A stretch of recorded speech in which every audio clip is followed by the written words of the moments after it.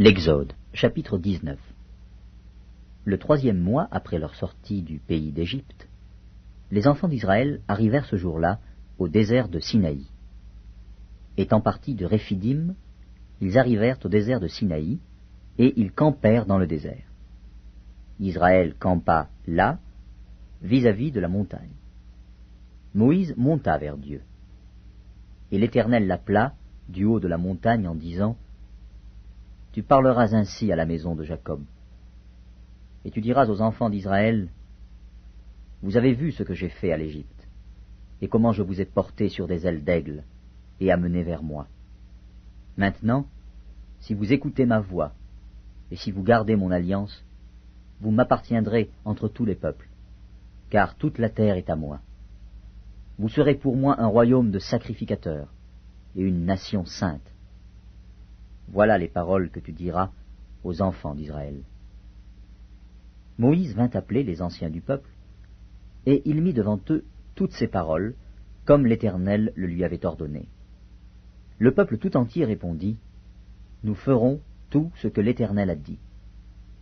Moïse rapporta les paroles du peuple à l'Éternel. Et l'Éternel dit à Moïse : Voici, je viendrai vers toi dans une épaisse nuée, afin que le peuple entende quand je te parlerai, et qu'il ait toujours confiance en toi. Moïse rapporta les paroles du peuple à l'Éternel. Et l'Éternel dit à Moïse : Va vers le peuple, sanctifie-les aujourd'hui et demain, qu'ils lavent leurs vêtements, qu'ils soient prêts pour le 3e jour. Car le 3e jour, l'Éternel descendra aux yeux de tout le peuple sur la montagne de Sinaï. Tu fixeras au peuple des limites tout alentour, et tu diras : Gardez-vous de monter sur la montagne, ou d'en toucher le bord. Quiconque touchera la montagne sera puni de mort. On ne mettra pas la main sur lui, mais on le lapidera, et on le percera de flèches. Animal ou homme, il ne vivra point. Quand la trompette sonnera, ils s'avanceront près de la montagne.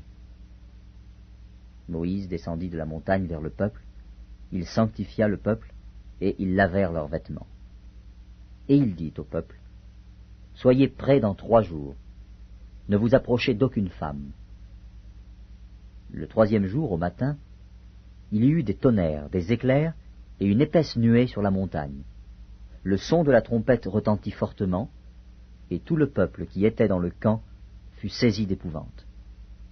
Moïse fit sortir le peuple du camp, à la rencontre de Dieu, et ils se placèrent au bas de la montagne. La montagne de Sinaï était toute en fumée, parce que l'Éternel y était descendu au milieu du feu. Cette fumée s'élevait comme la fumée d'une fournaise, et toute la montagne tremblait avec violence. Le son de la trompette retentissait de plus en plus fortement. Moïse parlait, et Dieu lui répondait à haute voix.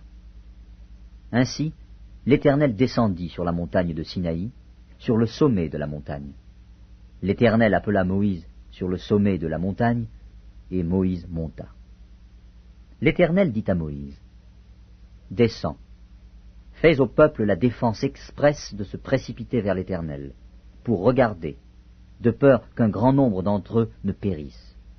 Que les sacrificateurs qui s'approchent de l'Éternel se sanctifient aussi, de peur que l'Éternel ne les frappe de mort. Moïse dit à l'Éternel : Le peuple ne pourra pas monter sur la montagne de Sinaï, car tu nous en as fait la défense expresse en disant : Fixe des limites autour de la montagne et sanctifie-la. L'Éternel lui dit : Va, descends. Tu monteras ensuite avec Aaron, mais que les sacrificateurs et le peuple ne se précipitent point pour monter vers l'Éternel, de peur qu'il ne les frappe de mort. Moïse descendit vers le peuple et lui dit ces choses.